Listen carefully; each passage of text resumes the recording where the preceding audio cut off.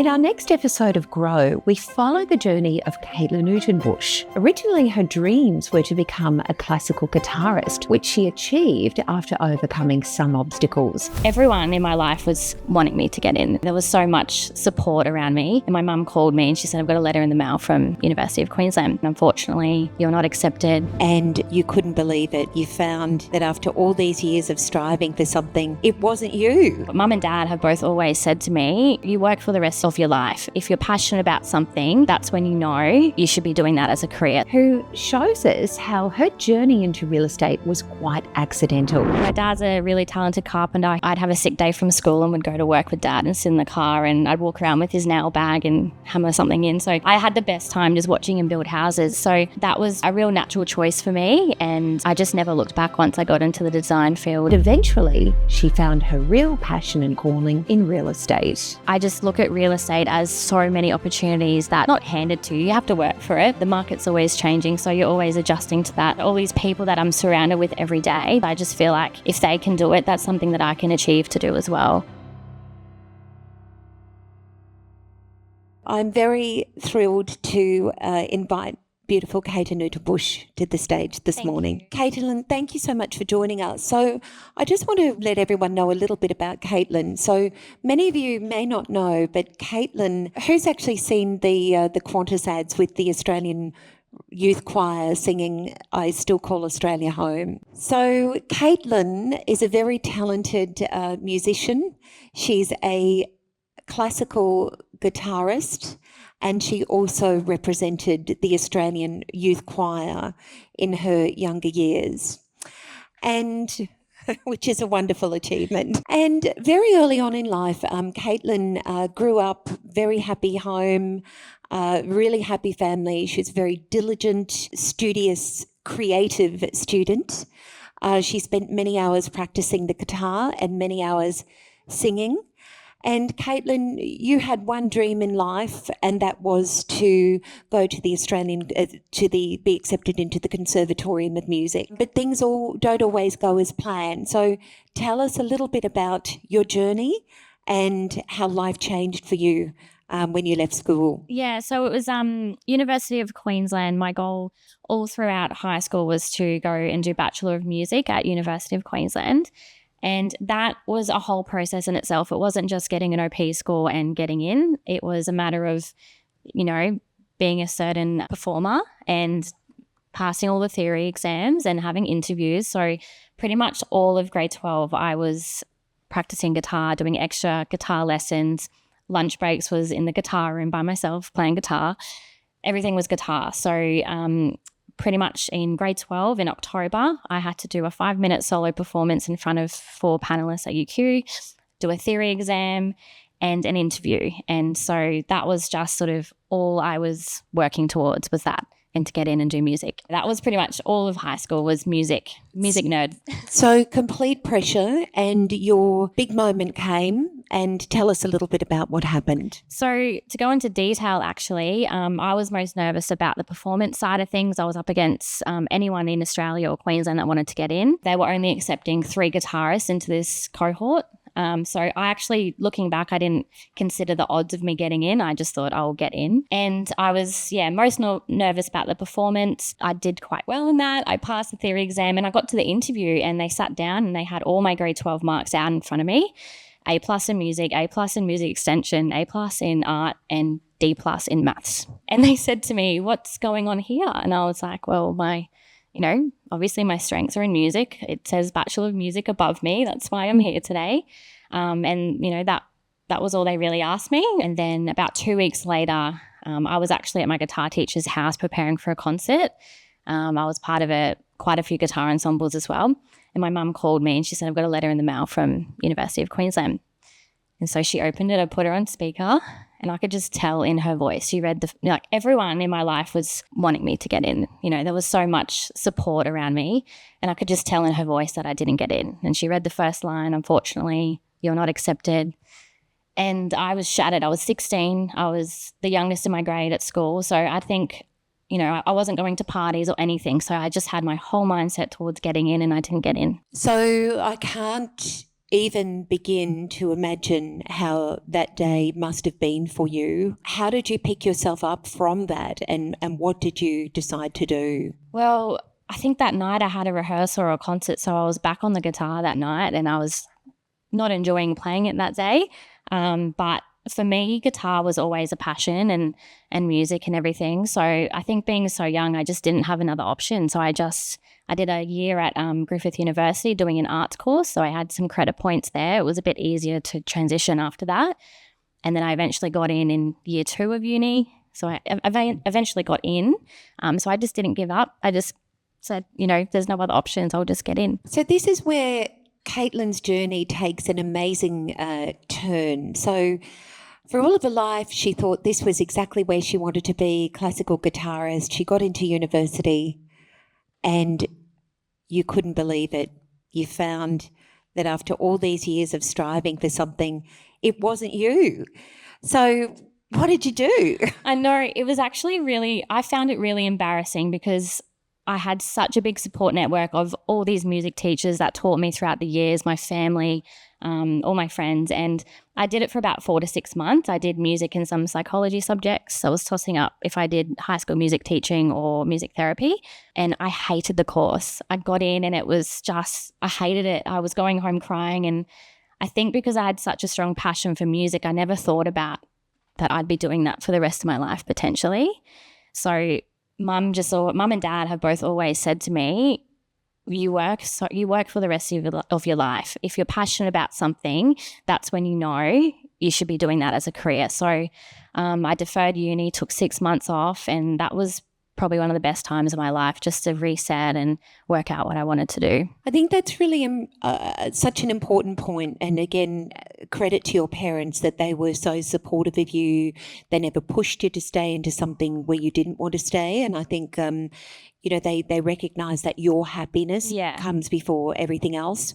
So life did take a little bit of a turn. And I know you said you went overseas, you took a gap year, you broke up with your boyfriend. And in this time of a little bit like Ava, having a bit of a gap away, you actually did start to feel a little lost and a little depressed and a little confused about where you wanted to go. So that seems to be something very normal that a lot of people go through in their early 20s. Yeah.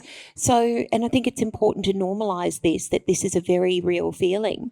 So tell us a little bit about your journey and of self-discovery and how you came out of that. Yeah, well, the timing of everything, my brother was finishing high school and he was looking into what course he would do at uni, and he was looking at a design course at Griffith University, and they had a couple of different majors you could choose: graphic design, interior design, or furniture design. And so I naturally went into interior design because my dad's a carpenter. So fast forwarding that course, it wasn't until I came to graduation, I was turning 22. It was 2016, turning 22 in December. A week before that, I was graduating uni. I loved the course. It was the best decision I ever made. And a week before that, my partner of 5.5 years broke up with me. So I was starting this whole new chapter of, I felt like I'd decided what I wanted to do and I absolutely loved it. But then I lost, a best friend that had been with me for over half a decade. And I think finishing uni and literally not knowing what was next and having that person not in my life anymore, a probably good 6 months to a year, I was, really down in the dumps. I wouldn't say I was depressed or anything, but I was very much lost and felt like, I'd been making decisions around someone else and I didn't feel independent in deciding what I wanted to do for myself moving forward. So, but yeah, that was a hard time navigating through that. So you came out the other side of that, and it's interesting, your childhood was actually spent sitting in a truck with your dad, and you actually really enjoyed the aspects of interior design, and that ended up leading to your passion of going into interior design. So tell us a little bit about that chapter. Yeah, so when obviously I did the course and everything, I felt like that was a real natural choice for me to do because my dad's a really talented carpenter. He's built both family homes that we've lived in. I'd have a sick day from school and would go to work with dad and sit in the car and I'd walk around with his nail bag and hammer something in. So I had the best time just watching him build houses, and I had, a bit of prior knowledge about what a stud was, what a bearing was. So that was, a real natural choice for me. And I just never looked back once I got into the design field. So I think you touched on a very interesting point there, and something that leads you into your real estate journey. I love that you said, after your long-term relationship breakup, one of the insights that you had leading to the theme of International Women's Day economic empowerment was that you needed to stand in your own identity and not see yourself as just defined by your relationship. And that did help influence your decision to become financially empowered and financially responsible. And many of us in the room actually knew Caitlin because she used to be my interior stylist, and quite a number of us when she was working with an interior design company. And it was through her experience of working with as a stylist with the interior design company that she started to look at women in real estate. And this brings in an interesting statistics which Antonio Macarella, the CEO of the REIQ, quoted last week, that 65% of graduates now from the REIQ salesperson certificate are actually female. And it is the fastest growing sector for women in Australia. So Caitlin did see quite a number of female role models who were actually in real estate. And even though she was passionate about interior design, you're earning great money as well, you actually looked at the big picture, the long-term picture, and you decided to take a step backwards to be able to take a step forwards. Tell us a little bit about how that happened. My property styling career actually started in Sydney. So in that sort of first year of being single, I moved to Sydney, got my first property styling job down there, which then took me to Brisbane. And I did property styling for about 5 years. And I just got to a point in that career where I felt like I was becoming really complacent. And for me, if I'm being complacent, I know I need to be doing more. I need to be, feeling more challenged. And I like knowing sort of what's next and, learning more things. So I didn't like that feeling of being too safe in that role. And obviously knowing a lot of people in real estate, I obviously used to do styling for Fiona as well. I was just, literally seeing all these women that were working their butts off and, were doing so well for themselves. So I wasn't applying for any jobs in real estate. I just sort of lent on a couple of people in the industry. And one of those people was Emmeline Hill, who is Scott Darwin's old EA. Just lent on her and said, me as a person, my career so far, like I'm just feeling a bit lost. Do you think real estate might be sort of the next thing for me? And she said, have a chat with Scotty. So I set up a meeting with Scotty and he talked through his journey and pretty much pitched to me the associates program, which I'd never heard about. I didn't even know that there was training in real estate. So I thought that was amazing. I didn't even get trained as a property stylist. So I thought that was really exciting. And then it was like a week or two later, Fiona called me about a styling job that was coming up. At the end of the phone call, she said, I'm actually trying to find someone to join my team. Any chance you might be interested? And I think at first I said, no, I don't know anyone. I think I was a bit scared to take that leap, but she said, I actually was wondering if you might be, interested in having a chat. So had a chat with Fiona and she had, the sales hybrid associate role printed out, and I literally looked at the job description and thought, that's me to a nutshell. Like it's the perfect merge of everything I've done so far, plus more.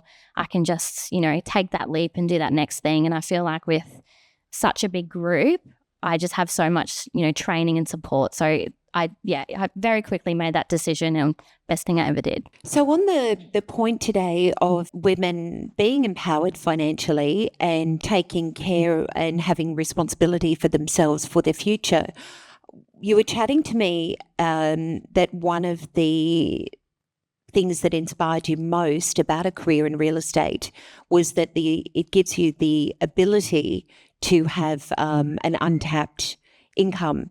Can you share a little bit about how that fits into your goals and aspirations for the future? Well, a bit of a scary year for me this year. I'm turning 30.